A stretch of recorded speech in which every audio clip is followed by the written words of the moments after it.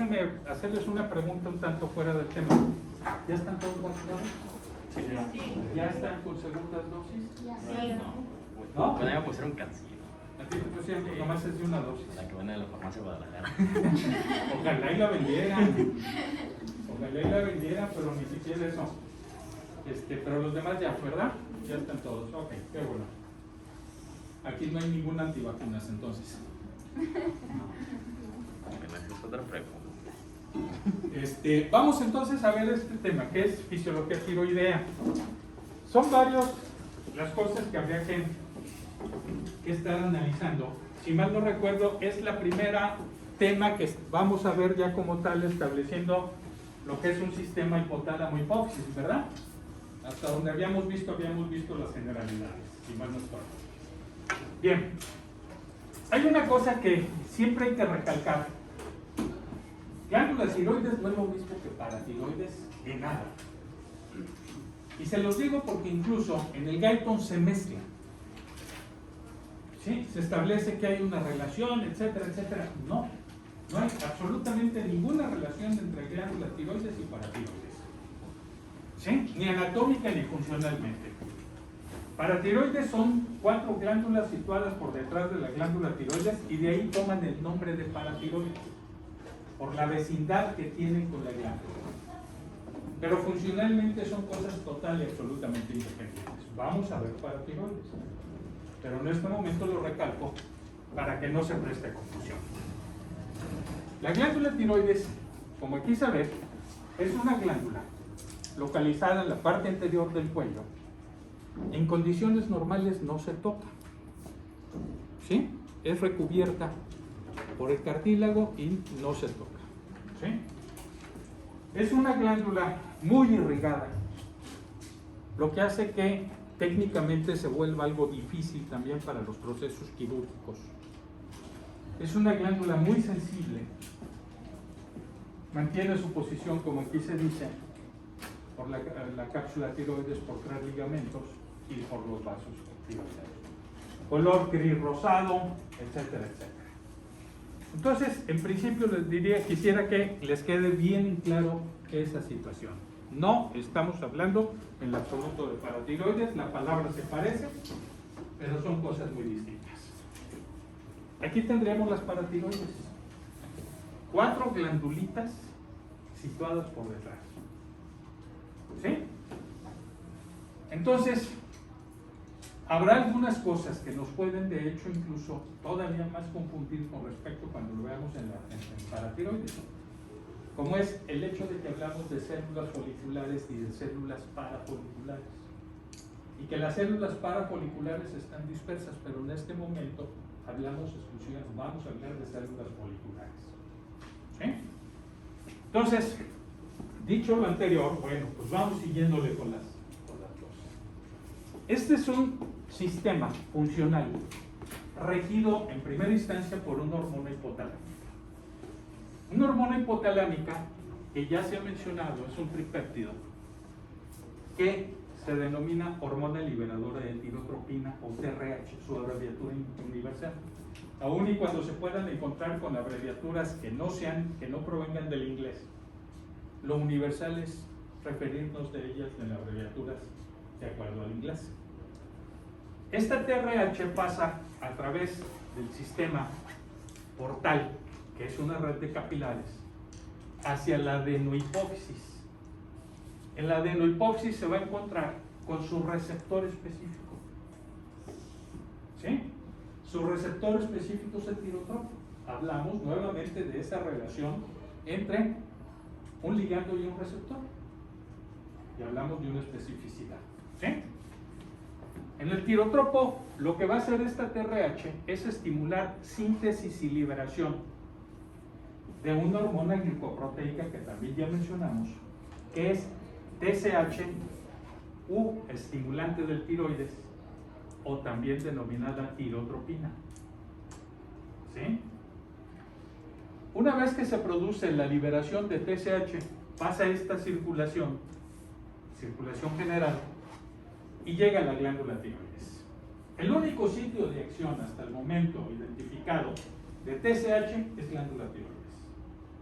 ¿Sí? Lo siguiente es ver qué va a hacer. Sí. Pero en términos generales, llega a glándula tiroides y en glándula tiroides estimula la síntesis y liberación. Este término lo vamos a estar repitiendo mucho. Síntesis y liberación. ¿Sí?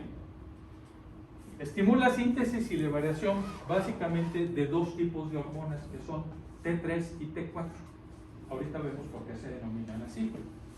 También tiene sinónimos. Entonces, así está el sistema.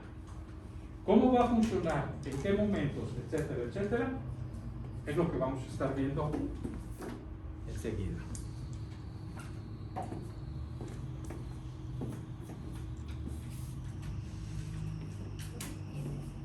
Esto es muy descriptivo con respecto a lo que les mencionaba de las hormonas que produce la glándula tiroides.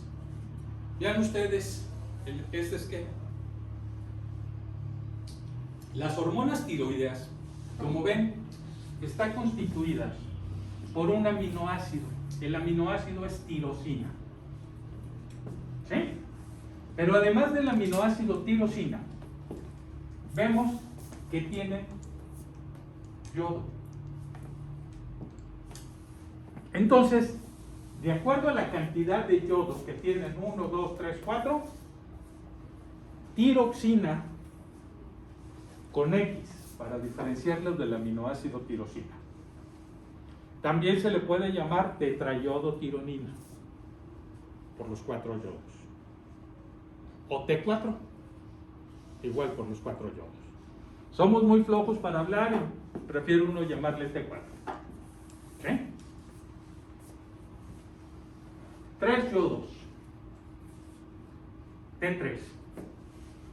O triyodotironina. ¿Sí? Pero aquí vemos una variante que también tiene T3 yodos. ¿Sí? Pero la posición de los yodos es distinta. Esta variante es la T3 reversa. ¿Cuál es la T3 inversa? Que si no la referimos como reversa, en automático estamos hablando de la T3 inversa. ¿Sí? Esta no tiene el yodo en la posición 5' y esta no tiene el yodo en la posición 5. ¿Sí?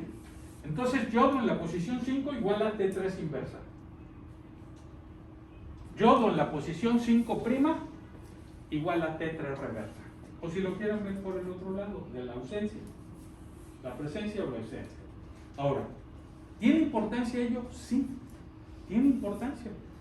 ¿Por qué razón tiene importancia? Por la actividad biológica. ¿Sí? ¿Qué significa esto de la actividad biológica? ¿Qué potencia? ¿Qué vida tiene? Etcétera, etcétera. Vámosle asignando una potencia biológica de una forma arbitraria. Un número arbitrario. ¿Sí? Y pongamos como punto de referencia T4. Y a T4 asignémosle arbitrariamente una actividad biológica de 100.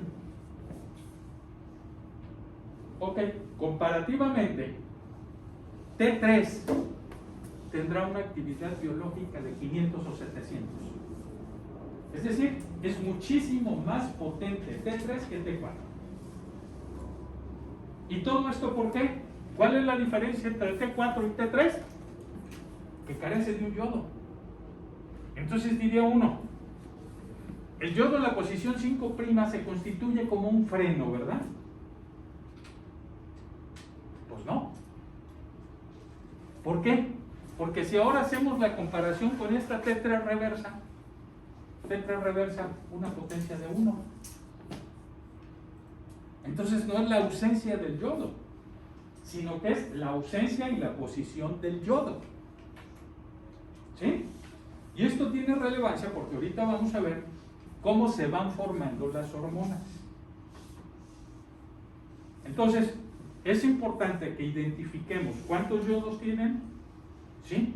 Es importante que identifiquemos en qué posición tienen los yodos. ¿Sí?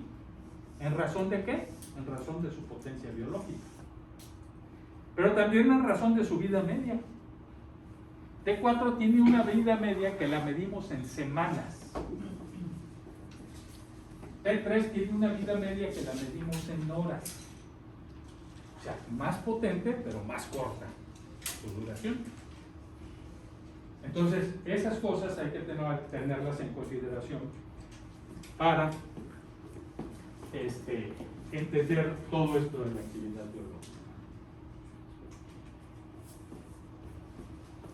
¿Cómo se va dando la funcionalidad?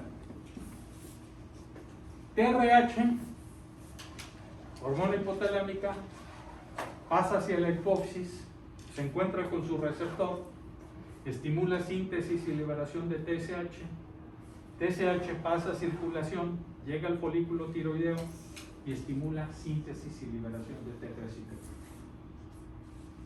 T4. T3 y T4 pasan a circulación y son sus destinos: conjugarse en el hígado y excretarse.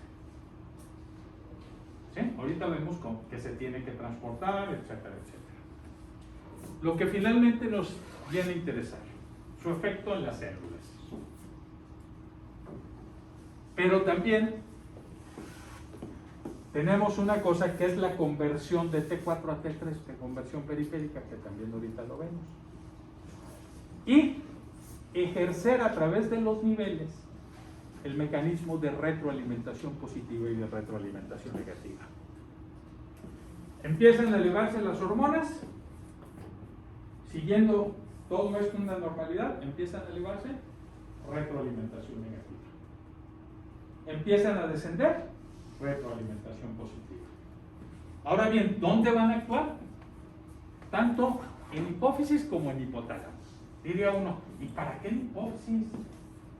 Si nomás en hipotálamo sería suficiente. ¿Por qué? Porque si ejerce el efecto de retroalimentación negativa en hipotálamo y suprime la liberación de TRH, si no hay TRH, no hay estímulo a hipófisis. Y si no hay estímulo a hipófisis, no hay estímulo a la glándula tiroides. Y si no hay estímulo a la glándula tiroides, no hay liberación de hormonas. ¿Sí? Pero también ejerce. Y de hecho incluso hay una desiodinización a nivel de hipófisis. Ahorita vemos eso de la desiodinización. ¿Alguna pregunta? Los de casa, ¿alguna pregunta?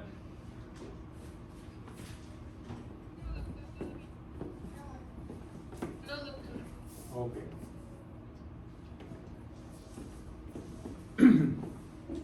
Bien. Ya vimos que se hace necesario el elemento tirosina, aminoácido. Pero además de tirosina, aminoácido, requerimos yodo. ¿Sí? ¿Qué pasa con el yodo? El yodo es un componente inorgánico que en principio requerimos una ingesta limitada. Esa es la realidad. ¿Alguien de ustedes sabe cuáles son nuestros requerimientos diarios de yodo? Según yo son casi mínimos, ¿no? ¿Son casi qué? Mínimos. ¿Pero cuánto es el mínimo? No, promedio. ¿No? 100 microgramos de yodo. ¿Que se incrementan sustancialmente en la embarazada? Sí. En una embarazada se incrementan las necesidades hasta 300 microgramos. Y aquí vamos haciendo una observación. Algo. Anteriormente había zonas de deficiencia de yodo. ¿Sí? Esto se cuenta la historia que por allá por los años 50 se tuvo que dar un decreto presidencial para que se adicionara yodo a la sal, a los pozos de agua, etc. ¿Sí? ¿Por qué razón? Porque en realidad los alimentos ricos en yodo no los consumimos mucho. Yo les haría la pregunta a ustedes: ¿cuándo comieron rábanos? ¿Cuándo comieron col? Pues hace cuánto, ¿verdad? Y si come unos rábanos o coles con el pozole. Y si no es eso, difícilmente lo come, ¿no? Entonces, ¿qué pasaba? Bueno, pues teníamos una ingesta, o tenían antes una ingesta muy baja de yodo, y sí les traía problemas con eso. Esto generó zonas bociógenas. ¿Por qué? Porque hacían que la glándula tiroides trabajara muchísimo. ¿Para qué?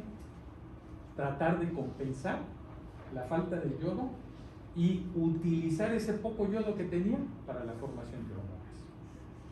Entonces, generaba una hipertrofia de la glándula tiroides y por eso el bocio. Entonces hubo zonas bociógenas. Aquí en el estado se identificaron varias zonas bociógenas. La zona de la ribera de Chapala fue identificada en momentos de Ocotlán, etcétera, todo ello, como una zona bociógena. Existe otra región que se ha distinguido por ser el lugar, si no de nacimiento, sí de algo de etapas de la vida de seres ilustres. ¿Sí? ¿Han oído hablar del cura José María Mercado? No conocen la historia entonces. El cura José María Mercado fue uno de la independencia. ¿Sí conocen la historia de Leonardo Oliva? Un médico, que incluso hay una unidad de la Cruz Verde que lleva su nombre. De los médicos en donde se trataba mucho las cosas con plantas, etcétera, que tenía mucho que ver con el jardín botánico, por ejemplo, que está enfrente del Hospital Civil, tiene una estatua de Leonardo Oliva. Y así ha habido seres ilustres que son de esa región. ¿Sí conocen a José de Jesús Jordi? No. ¿No? Pues esa región se llama Ahualulco de Mercado, en honor al cura José María Mercado. Y ahí yo me acuerdo, todavía en los tiempos en que jugaba fútbol, había una región muy concentrada, un ejido, Santa Cruz de Bárcena, en honor a otro que es por allá, de Mariano Bárcena, que hasta una calle hay en el centro. Y nos corrían a pedradas porque les decíamos buchones, porque les crecía el bocho. Y a todos los de la región nos decían los buchones, pero en realidad los buchones estaban concentrados aquí en eso. Entonces todavía después siguieron existiendo. Todavía a mí me ha tocado ver señoras de esas regiones de la ribera de Chapala con un crecimiento de la glándula grandísimo. Ya son señoras de 80 años, etc. Entonces, el asunto es de que este decreto pues llevó a que se le adicionara yodo y se empezó a ver el descenso. Es tan poquito el yodo que requerimos que es obvio que con facilidad se puede cubrir esas necesidades. ¿Y por qué? Porque, por ejemplo, vean ustedes, nosotros ingerimos yodo y la inmensa mayoría va a ser captado por la glándula tiroides porque es la que requiere de ese yodo. ¿Sí? Lo interesante, aparte de todo ello, es lo siguiente. Una vez que el yodo pasa a circulación y llega a la glándula, este yodo utiliza, si ustedes recuerdan, existen sintransportadores o cotransportadores. ¿Sí? Entonces este yodo se vale de estos sintransportador sodio-yodo. Y este sintransportador sodio-yodo, al provocar que el sodio entre al folículo, también permite que junto al sodio se incorpore el yodo. Entonces, ya aquí tenemos yodo dentro del folículo. Lo siguiente es un proceso que se llama organificación, es decir, hacer que un elemento inorgánico se convierta en algo orgánico al incorporarse a otra molécula. ¿Cuál es la otra molécula? Tirosina. ¿De dónde vamos a obtener el aminoácido tirosina? De una proteína que está en el folículo que se llama tiroglobulina. Y que esta tiroglobulina es rica en el aminoácido tirosina. Entonces el yodo se va a empezar a incorporar a la tirosina de la tiroglobulina. Es decir, hasta este momento la proteína sigue enlazada, sus aminoácidos siguen enlazados.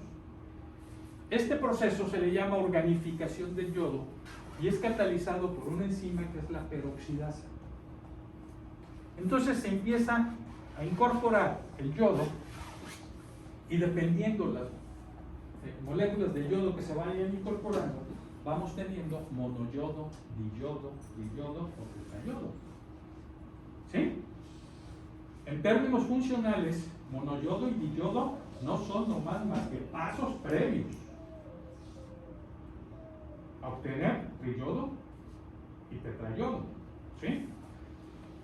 Pero hasta este momento estamos hablando que es yodo y aminoácido tirosina, pero aminoácido tirosina todavía como parte de tiroglobulina. ¿Sí? Todo este proceso, tanto la respuesta enzimática, la actividad enzimática, como lo que hasta el momento es estimulado por TSH.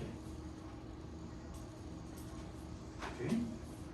Y luego, la misma TSH va a provocar la ruptura de los enlaces de tirosina en tiroglobulina y se va a desprender la hormona ya formada.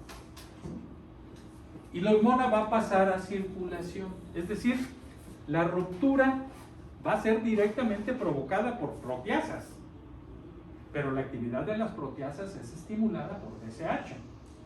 Como igualmente la peroxidasa es estimulada por TSH, por eso de que hablamos repetidamente en estos casos de estimular síntesis y liberación. ¿Sí? O sea, TSH no es enzima,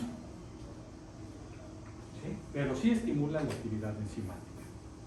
Entonces, se liberan las hormonas y pasan a circulación. ¿A qué? A ejercer su actividad. Pero ahorita vemos un poco más.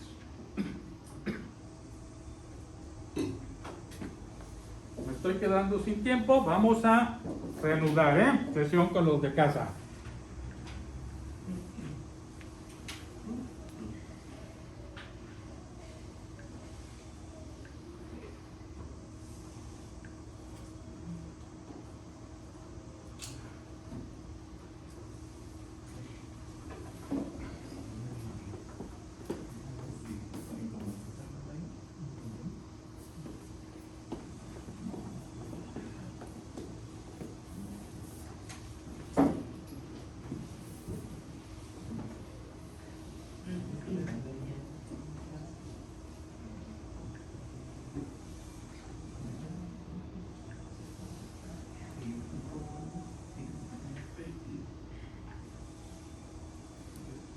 Doctor, Mande usted. la electronegatividad de yodo entonces tiene que ver mucho en la potencial de A ver, no te escuché bien, perdón. La electronegatividad del yodo tiene que ver mucho en la potencial de acción del T3 y T4. Entonces, No, hasta ahorita no. No.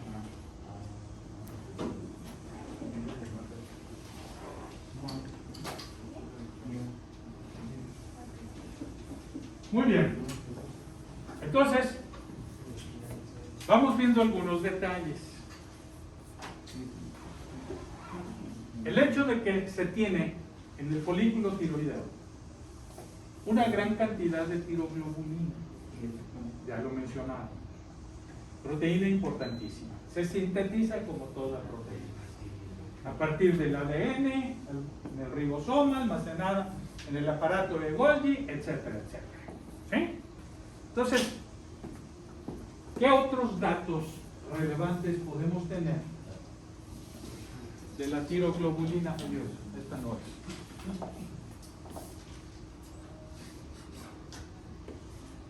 Ven ustedes.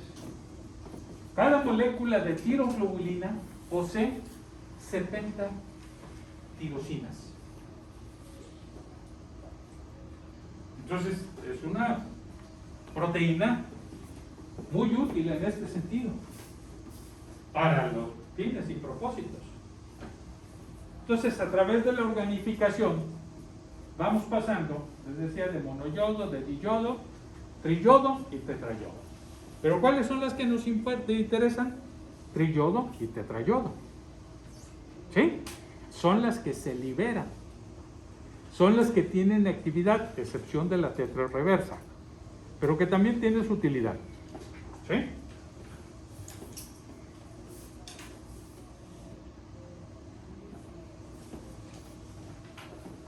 Otro de los elementos que pasan ahora o que surgen aquí es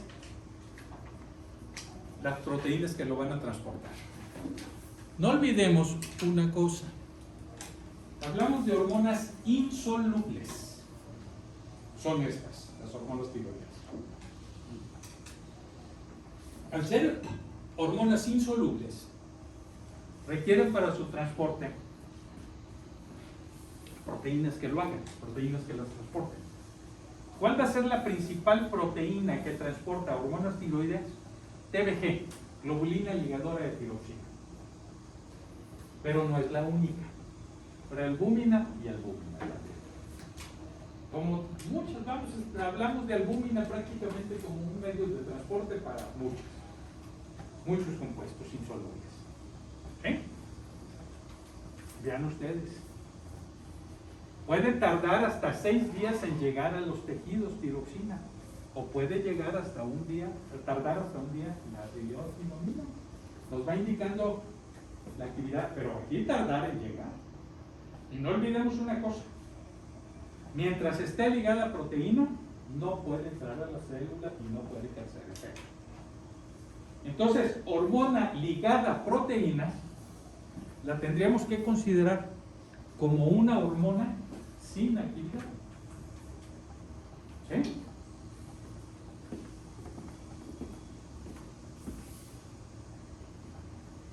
Este es el llamado ciclo del yodo, y esto nos explica el por qué requerimos tan poquito. Nosotros ingerimos yodo a través de los alimentos, o del agua, o de lo que sea. Este yodo pasa al plasma. Y una vez que pasa al plasma, una cantidad se excreta. La otra cantidad pasa a formar parte de la organificación del yodo y da lugar a las hormonas. Se establece todo el proceso para las hormonas, y una vez que cumplen con su actividad, una pequeña porción también es excretada, pero la otra parte del yodo es, como quien dice, reutilizada. Entonces, lo que tendríamos que ingerir es nomás esta porción que va a ser excretada, y que en términos generales no pasa de 100 microgramos, cuando mucho 150 microgramos, pero son microgramos. ¿Sí? Entonces, es muy poquito lo que se requiere para todo ello. ¿Qué pasa si ingerimos más yodo de lo que requerimos? Se nos bloquea la síntesis de hormonas.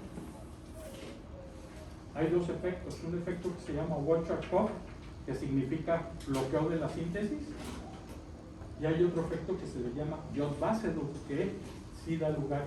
Si ustedes recuerdan, en bioquímica hay una cosa que se llama la doble recíproca de Line-Weber-Burk y la famosa constante de Michaelis-Menten, y que va en relación precisamente con la disponibilidad de enzima, sustrato y la formación del producto.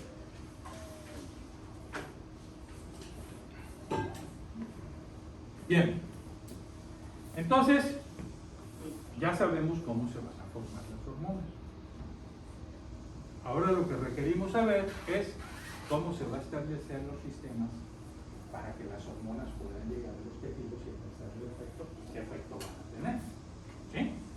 Volvemos otra vez a este sistema hipotálamo-hipófisis, específicamente es hipotálamo-hipófisis tiroides, con una retroalimentación positiva y con una retroalimentación negativa, que va a estar dada por los niveles de T4 y T3.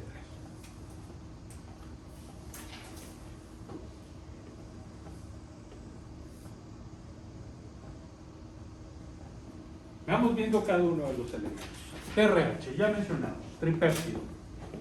Pequeñito, ¿verdad? 3 aminoácidos, qué sencillo. Síntesis, núcleos supraópticos y paraventriculares. Almacenamiento, eminencia de medio. ¿Sí? A través de la vía portal, estimula el tirotropo y también el autotropo. Hay muchos casos en donde hablamos de un estímulo, de un efecto principal, pero también de algunos efectos adicionales. Y es el caso. TRH tiene la capacidad de estimular también la liberación de prolactina. Efectos sobre el tirotopo bimodal. Se incrementa la liberación, su efecto incrementar la liberación de TSH almacenada, pero también la síntesis de TSH. Ese es el efecto del TRH.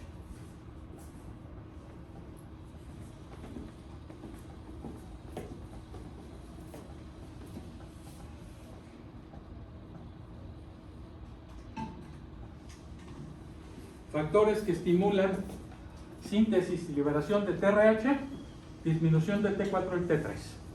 Es decir, el efecto de retroalimentación positiva. Su secreción es pulsátil, siguiendo ritmos circadianos, se incrementa con el frío, con la estimulación alfa-adrenérgica y con la presencia de arginina vasopresina. Todos estos aspectos sí tienen un efecto, pero que finalmente viene siendo poco trascendente ya como un ejemplo. Es decir, nuestras condiciones de secreción de todo este sistema son distintas en tiempos de frío y de calor. ¿Por qué? Porque vamos a ver ahorita cómo la función de ellos, de las hormonas, es la termogénesis. Entonces, es distinta las condiciones. ¿Sí? Y las que lo inhiben, aumento en la conversión intraneural de T4 a T3 y los bloqueadores alfa-adrenérgicos. ¿Sí? Es decir, efecto de ahora retroalimentación.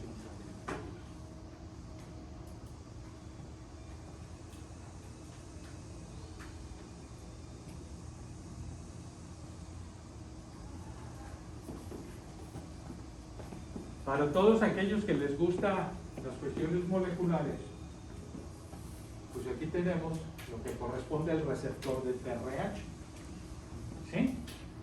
Con sus dominios extra, sus dominios transmembranos.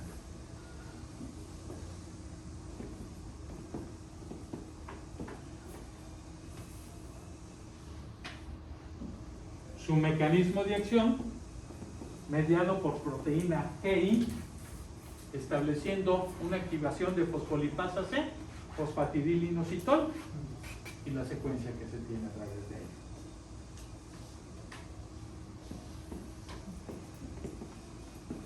Que no es distinto a lo que ya se ha estado mencionando, son los mismos días. TSH, la glicoproteína que ya se mencionó también, formada por una subunidad alfa, una subunidad beta, ¿sí? Donde se supone que la subunidad beta es la específica para la actividad, pero con sus asegúnes. ¿Sí? Su receptor con 7 dominios transmembrana y 2 subunidades alfa y beta de acción, la activación a través de proteína G, adenilato ciclasa y fosfolipasa C. Y la existencia de anticuerpos estimuladores e inhibidores también se ha visto que se tienen. De hecho, se evalúan en algunas enfermedades o en algunas patologías tiroideas esto de los anticuerpos contra el receptor de TSH. Factores que estimulan la síntesis y secreción, evidentemente TRH, porque esa es la función, la disminución en los niveles de T4 y T3, la disminución en la desiodinasa, que es una enzima que produce esa conversión, y los estrógenos, que ahorita vemos también lo que significan los estrógenos, sobre todo durante el embarazo.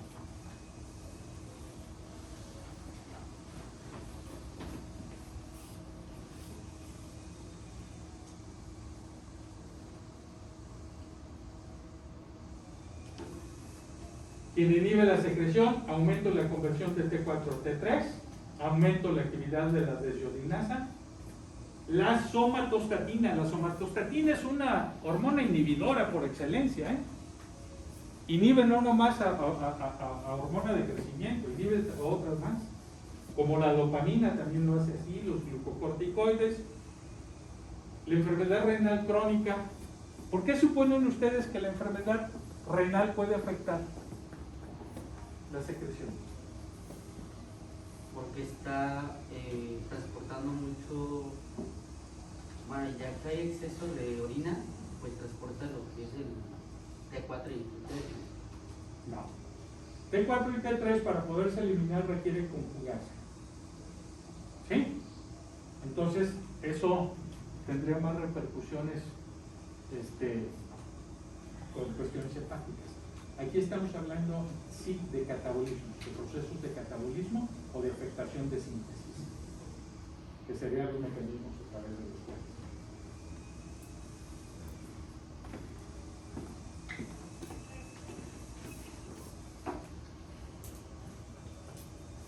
Bueno, ya mencionábamos cuáles son los elementos que se requieren para la síntesis de hormonas tiroideas. Yodo, TSH, la peroxidasa, es la TPO, la tiroglobulina y la existencia de proteasas. Son los elementos que se requieren para la síntesis.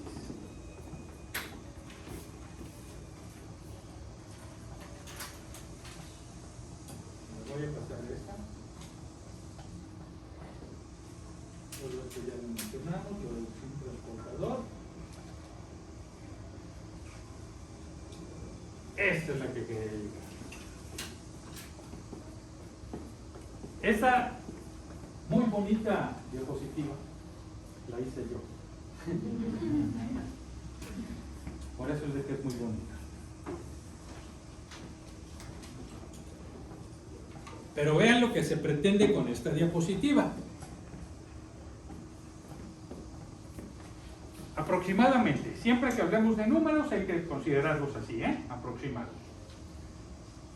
¿Cuál es la producción de T4 por día? Alrededor de 80 microgramos. Todo esto llevado a cabo por la glándula tiroides o en la glándula tiroides. De estos 80 microgramos, 20% sufre desaminación. Un aminoácido que pierde su grupo amino es un aminoácido que ya no sirvió.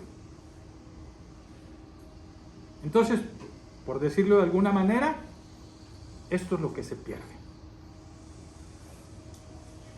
45% es convertido a tetra reversa. ¿Quién me va a convertir T4 a tetra reversa? Una enzima, la monodesyodasa. Y dependiendo de, hay dos tipos de monodesyodasa, por eso se mencionaba la 1 y la 2. ¿Cuál es la diferencia? La posición en la que van a actuar. 5' o 5. ¿Sí? Entonces, de acuerdo al sitio donde le quiten el yodo a T4, se va a convertir en T3 o en T3 reversa. ¿Sí? Son dos diferentes tipos de enzimas. ¿Sí? Entonces, 45% de T4 es convertido a T3 reversa. Digámosle en términos funcionales, también es desperdiciada. Porque T3 reversa no tiene actividad, prácticamente.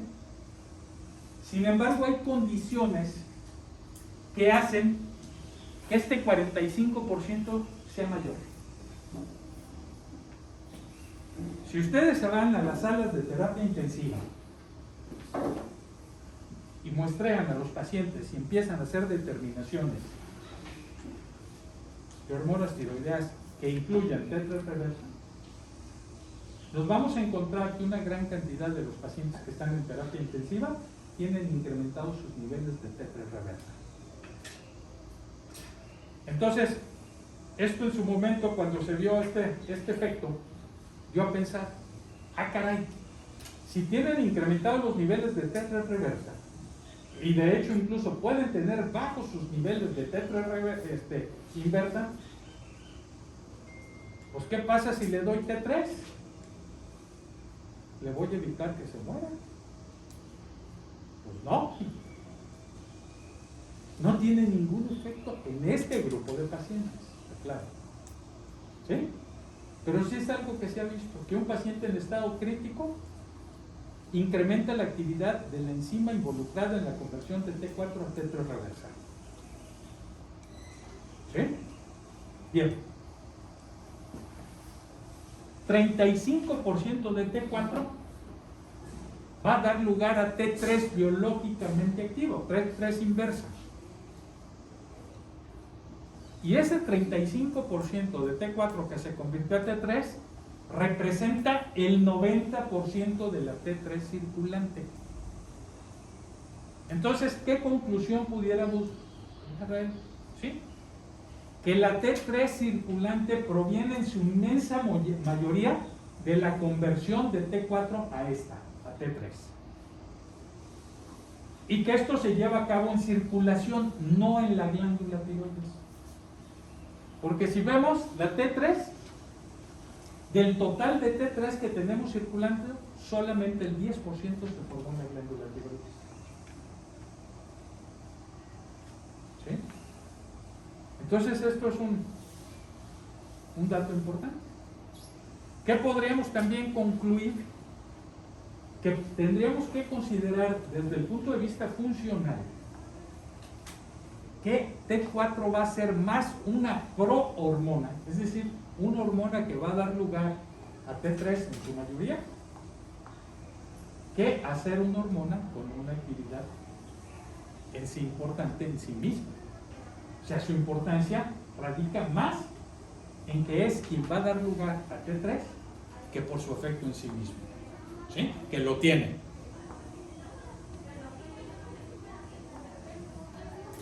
¿Alguna pregunta? Tanto para los de casa como para los aquí presentes. Los de casa también, a ver.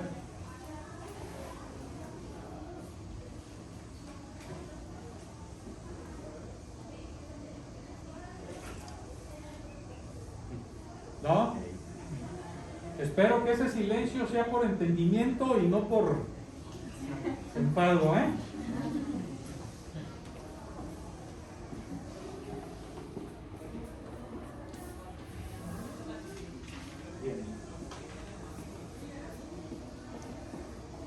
Les decía que una vez que se sintetiza y se liberan las hormonas, no pueden circular libremente, tendrán que unirse a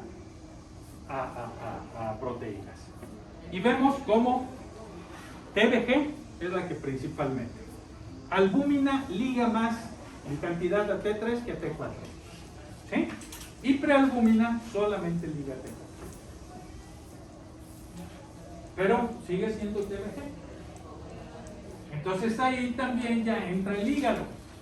¿Por qué el hígado? Porque el hígado es quien informa la globulina y es quien forma albúmina. ¿Sí?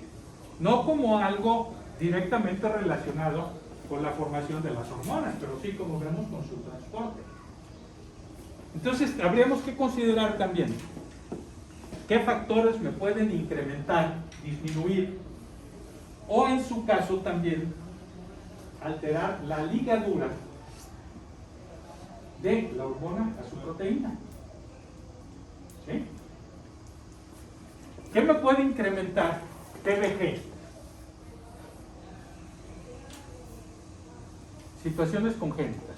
Formación congénita, ya una cuestión, digámosle, dependiente del ADN para que se dé una mayor síntesis de TBG. Hiperestrogenismo, que lo voy a relacionar lo mismo con terapia con estrógenos. ¿Sí? No es lo mismo hablar de hiperestrogenismo que el estrogenismo persistente, etc. Pero entonces estamos hablando de una concentración de estrógenos que no está respondiendo al hormona. ¿Y qué hacen los estrógenos? Estimular síntesis de TBG. Entonces, ¿en qué condiciones se va a incrementar TBG? En el embarazo. ¿Por qué? Porque el embarazo es una condición que incrementa fisiológicamente a los estrógenos. ¿En qué otras condiciones? En cualquier condición donde las personas estén tomando estrógenos, anticoncepción, etcétera, etcétera, lo que sea. ¿Sí? Todo ello me lo van. Enfermedades agudas y el hipotiroidismo como una forma compensatoria. Dime. Tengo una duda. A las personas que, por ejemplo, quieren cambiar de género y se ponen estrógenos, ¿qué les sucede exactamente? Se los está llevando la chiflada porque les produce una, ¿cómo se llama? Propensión a tromboembolismos, etc. Pero sí les da efecto. ¿Sí? Si te refieres específicamente a esto, sí les da este efecto, pero finalmente no es lo importante, que es los efectos secundarios de los estrógenos en otras circunstancias, o sea, en otras esferas, concretamente circulatorias. Ahorita le removiste a algo. No soy yo nada más, pero hay una persona que nos demandó varios. Sí, pues está con problemas serios, intentos de suicidio y todo. Y se sometió a cirugía de resignación, lo que le llaman la jarocha. Y le hicieron una orquidiectomía y todo eso. Y a mí me lleva para terapia de reemplazo. Yo lo hice que firmara y estaba informado de todo eso. Pero aún así te mandó el cirujano plástico, te mandó el terapeuta sexual, etcétera, todo eso. Y traía un problema circulatorio importante. ¿Sí? Pero aún así insistió en que se le dio la terapia. Lleva una situación, no podemos negarlo. Ahorita ya es un derecho. Y no es algo que se esté haciendo en México, sino es algo que está hecho a nivel mundial. Y es un derecho que se tiene. Entonces, el problema no es negarles el derecho, ¿no? El derecho lo tienen. El problema es que en muchas ocasiones no miden las consecuencias. ¿Sí? Y es como quien se dedica, le llaman muy rimbombantemente el físico-constructivismo, ¿no? O sea, no miden las consecuencias de todo lo que se administra. Pero sí se da este efecto. Gracias. Bien, entonces esto es lo que me puede dar un incremento en TBG.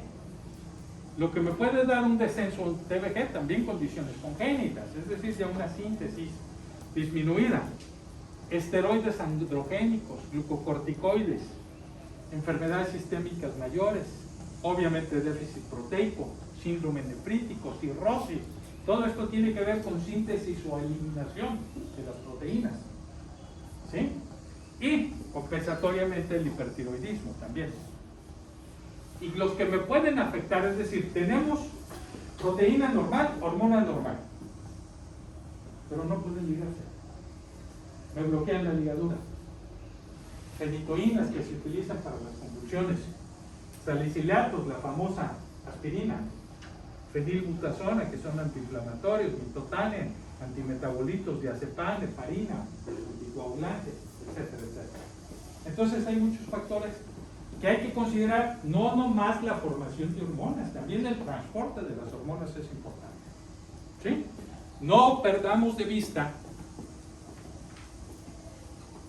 que la hormona requiere llegar a su sitio y una vez que llega a su sitio desprenderse de su proteína transportadora. Entonces, si se está teniendo problemas para llevarla a su sitio o si se está teniendo problemas para desligarle, pues va a afectar la acción de las hormonas, ¿sí?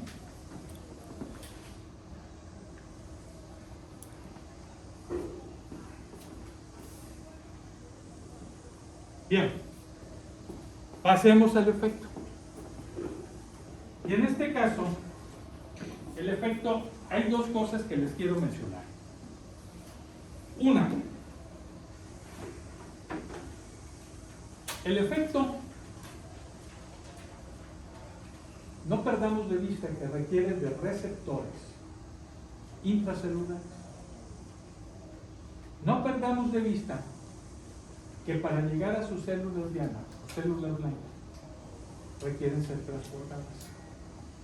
No perdamos de vista que una vez que llegaron a sus células blancas, sus células diana, requieren desprenderse de su transportador, porque una proteína no va a entrar a la célula. ¿Sí? También, y una vez que llevaron a cabo su efecto, requieren conjugarse para poder ser eliminadas. ¿Sí? Y que estos efectos yo les podría resumir en dónde van a actuar, en qué sitios van a actuar. Lo puedo resumir en 3 palabras: en todas partes. ¿Sí? En unas regiones se va a hacer más evidente, en otras no tanto. En unos sitios lo va a hacer, digámosle, no de forma directa como tal, como es el caso del corazón, donde en el corazón es muy notorio el efecto de las hormonas tiroideas. ¿Pero por qué? Porque el efecto que se está dando en el corazón es generar síntesis de receptores adrenérgicos. Entonces, si tenemos un incremento en la síntesis de receptores adrenérgicos, la misma o una cantidad normal de adrenalina va a ver potencializada la posibilidad de tener un efecto. ¿Sí? Que también en términos generales les digo que el efecto de las hormonas tiroideas es el regular los procesos metabólicos. Que un exceso de hormonas tiroideas me va a incrementar el metabolismo en general, y que un déficit de hormonas tiroideas me va a reducir el metabolismo en general.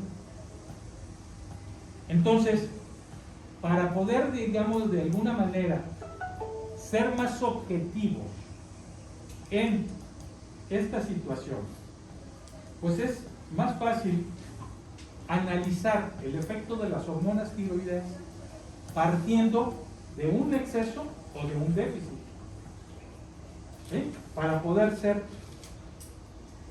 más objetivos en cuanto a los efectos. ¿Sí?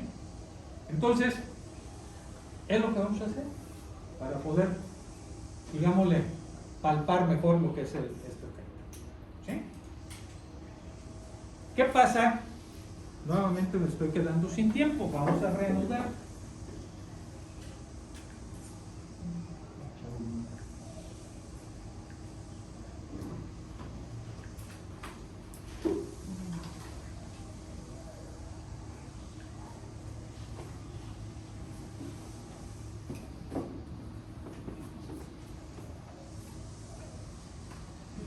¿Se duermen menos o se duermen más así?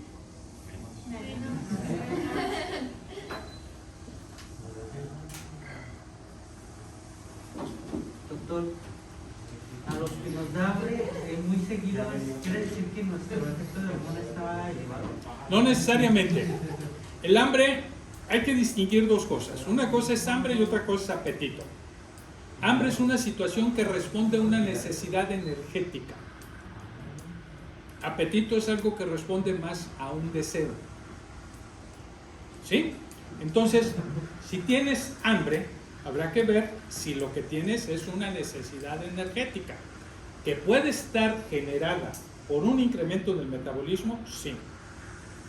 Pero que también en muchas ocasiones está generada no por un incremento en el metabolismo, sino por un defecto en la señalización hipotalámica que se tiene en los mecanismos que están involucrados en estos procesos de hambre y saciedad.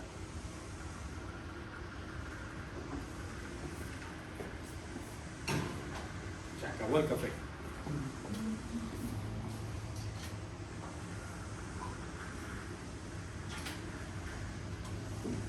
Bien, entonces vamos a ver los efectos. Efecto en desarrollo fetal, es decir, aquí hablamos de efectos en desarrollo fetal, no de las hormonas de la madre, que pueden influir cuando la madre está mal, sí, Pero el efecto del desarrollo fetal es más dependiente de las hormonas que está produciendo el feto. ¿Sí? Ya en situación de enfermedad de la madre también puede influir, pero es otra circunstancia. Entonces, el feto, cuando desde la vida intrauterina no forma la suficiente cantidad de hormonas, pues entonces va a encontrarse con un desarrollo cerebral deficiente y con una maduración esquelética deficiente. ¿Sí? Es cuando estos bebés nacen con el famoso cretinismo. ¿Que el cretinismo se puede resolver? Totalmente se puede resolver. El asunto es dar la sustitución en tiempo. Porque si ese bebé que nació con una deficiencia transcurre en semanas o meses, ya va a quedar con repercusiones irreversibles. Yo siempre les digo una cosa: si alguien nace con deficiencia de este tipo y no se le sustituye a tiempo y se le sustituye tardíamente, esa persona a lo más que podría aspirar es a ser diputado o psicólogo. ¿Sí? Pero si a esa persona se le sustituye en las primeras semanas o días posterior al nacimiento, perfectamente puede ser estudiante de medicina. ¿Ah, sí? O sea, su vida es sin ninguna restricción de nada, más que de estar tomando las hormonas. ¿Sí? Entonces, esto nos da una idea de lo importante que es en ciertas etapas como es en la vida intrauterina el que el bebé disponga, y aquí recalco, disponga de sus propias hormonas, no de las hormonas de la madre. ¿Por qué? Porque acuérdense que las hormonas de la madre tienen que traspasar una barrera placentaria, y para traspasar esta barrera placentaria también recuerden que van unidas a una proteína transportadora. Entonces se está encontrando una serie de dificultades. ¿Sí? Bien.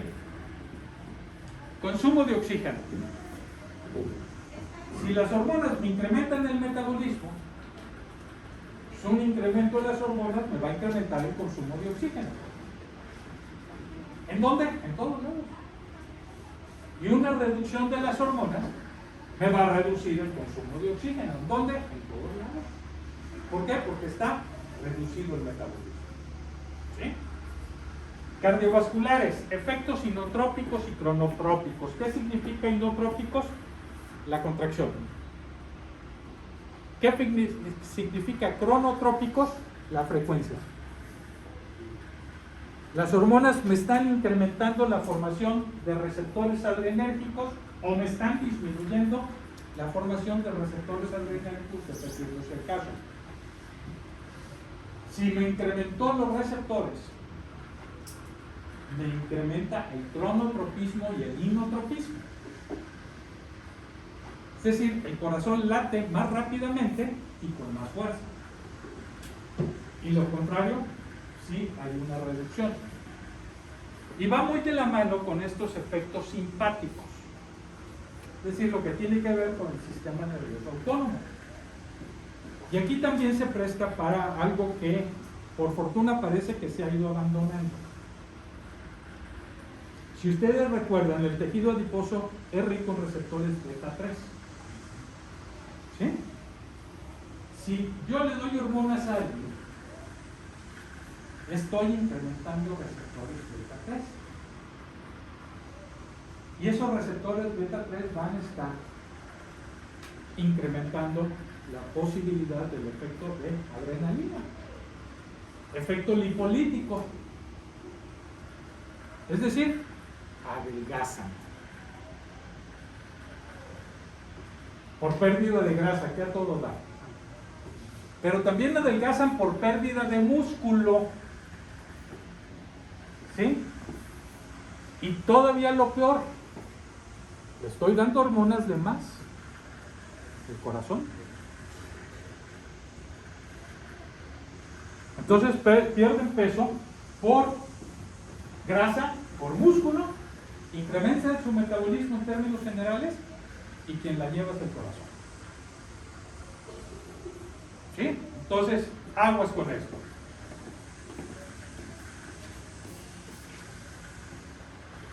Doctor, Mande usted.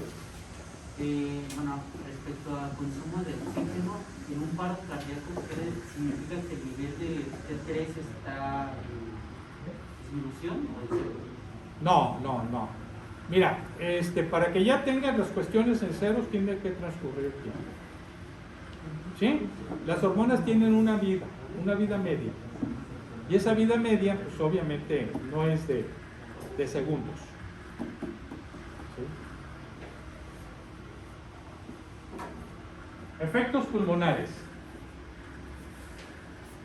Normal en hipoxia o hipercapnia. ¿Qué significa?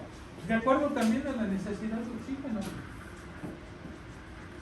Y que si ustedes se fijan, a lo mejor en condiciones normales no dimensionamos los efectos.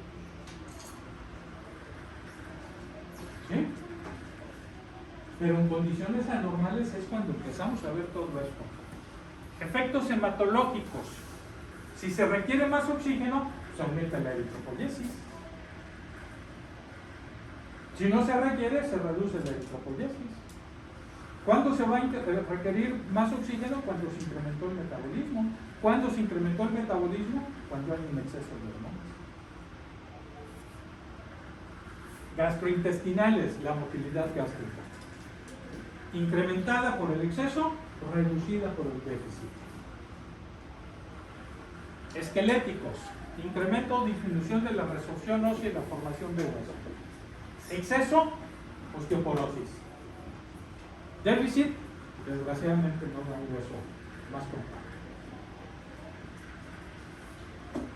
Neuromusculares, pérdida de tejido muscular, lo que les mencionaba. Aumento en la velocidad de contracción y relajación. ¿Por qué? Porque hay un aumento en la velocidad de conducción neuronal también. Esenciales para el desarrollo y función del sistema nervioso central. Una hiperactividad en el caso de exceso, es decir, quien tiene exceso de hormonas, como dicen en mi pueblo, no encuentra su lugar. Y quien tiene un déficit de hormonas, apagado.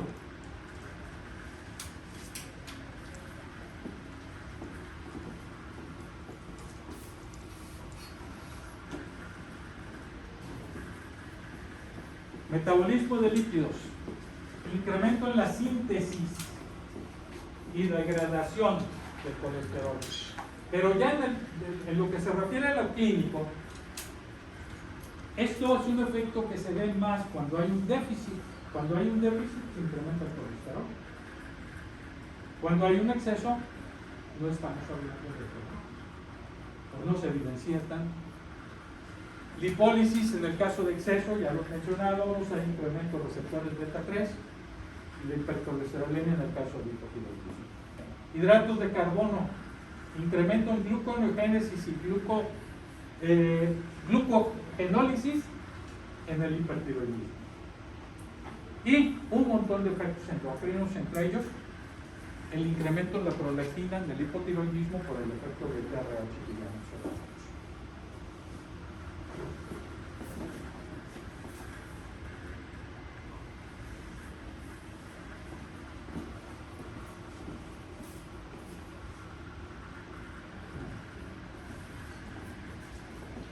¿Qué es eso?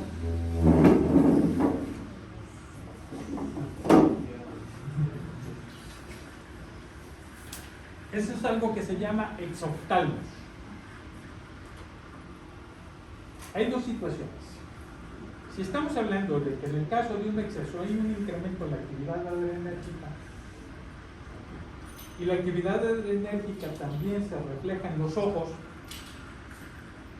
y díganme si no, o sea, cuando estamos asustados, hasta los ojos se ponen, ¿verdad? Eso es un incremento en la actividad central.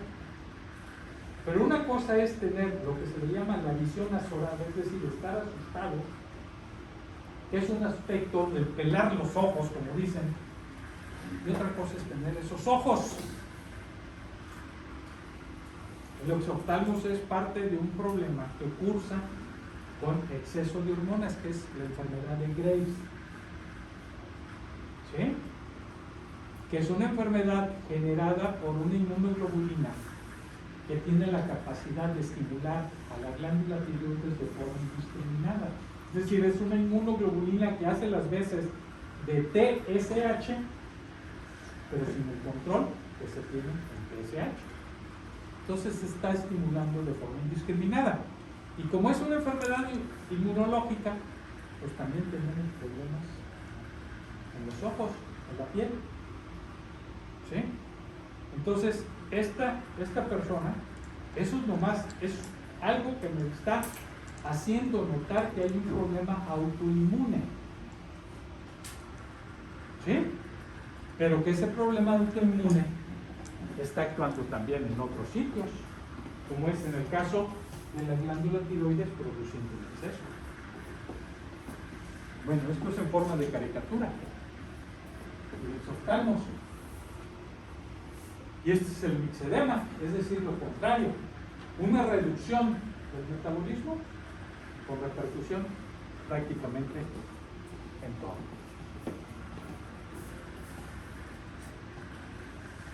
Otro caso de exoftalmos.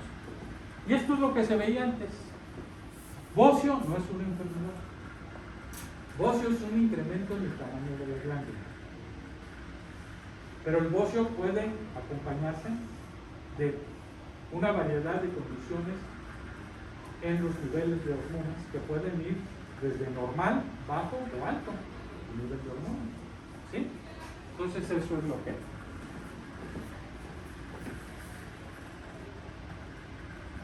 Ese es un cáncer. Y esto es un bocio.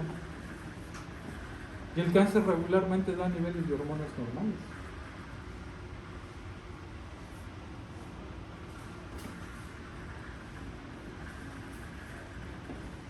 Este es un bocio difuso. Y este es un bocio multinodular. Es muy distinto. Y ambos, por ejemplo, pueden cursar con exceso de hormonas. O pueden cursar con nivel de hormonas normales.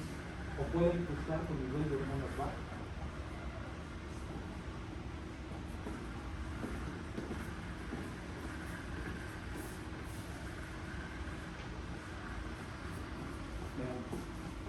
Tranquila, no pasa nada, ¿verdad?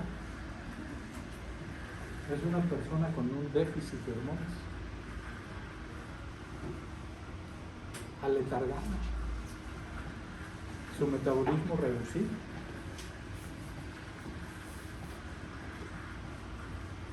Personaje famoso. ¿Sí lo conocen? Sí, ¿Quién es? A ver. el fenómeno, ¿no? ¿Quién? El fenómeno Ronaldo.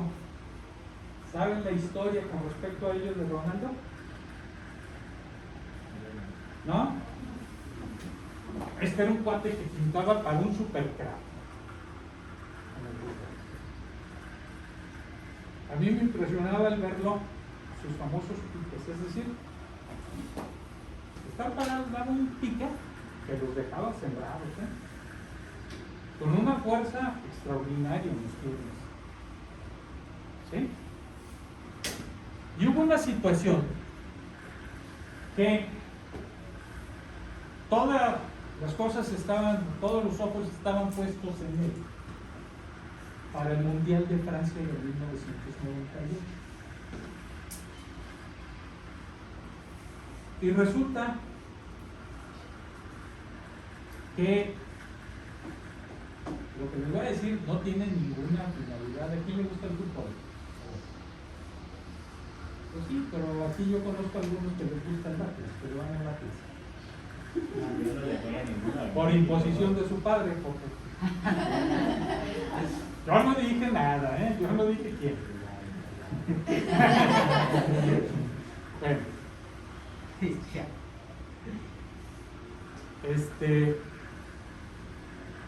en esa ocasión, en el Mundial de Francia en 1998, hubo una semifinal que fue Francia contra Croacia y una final que fue Francia contra Brasil. Y si me preguntan quién estuvo en esos dos partidos, déjenme decirles que yo, en el estadio del San Denis, y estuve de la forma en que más me gusta, gratis.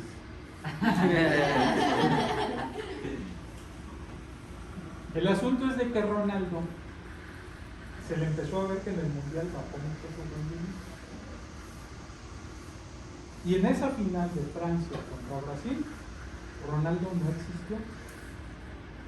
Apareció en la alineación, pero no existió. Después se supo que incluso, para que vean lo que son los intereses, había convulsionado. ¿Sí? Y yo no sé cómo lo hicieron, total que salió, ¿verdad?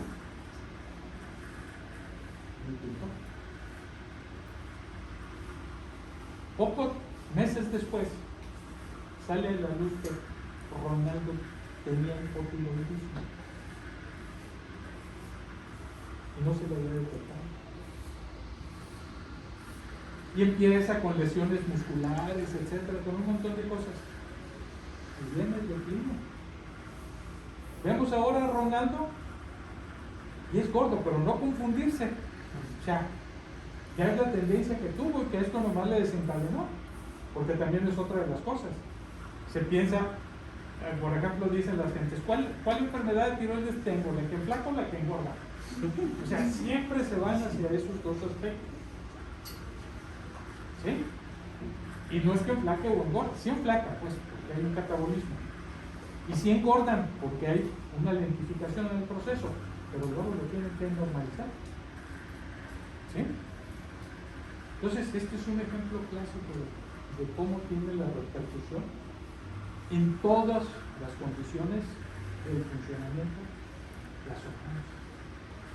Por eso les digo, se las describo los efectos de las hormonas en 3 palabras. ¿De dónde actúan? En todas partes.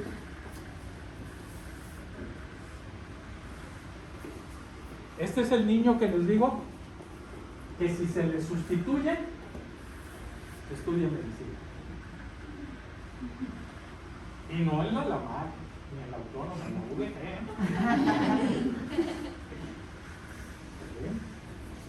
Pero si no se le sustituye, pues ahí sí ya. Y esto es lo que tiene que ver con este sistema hipotálamo y preguntas, jóvenes.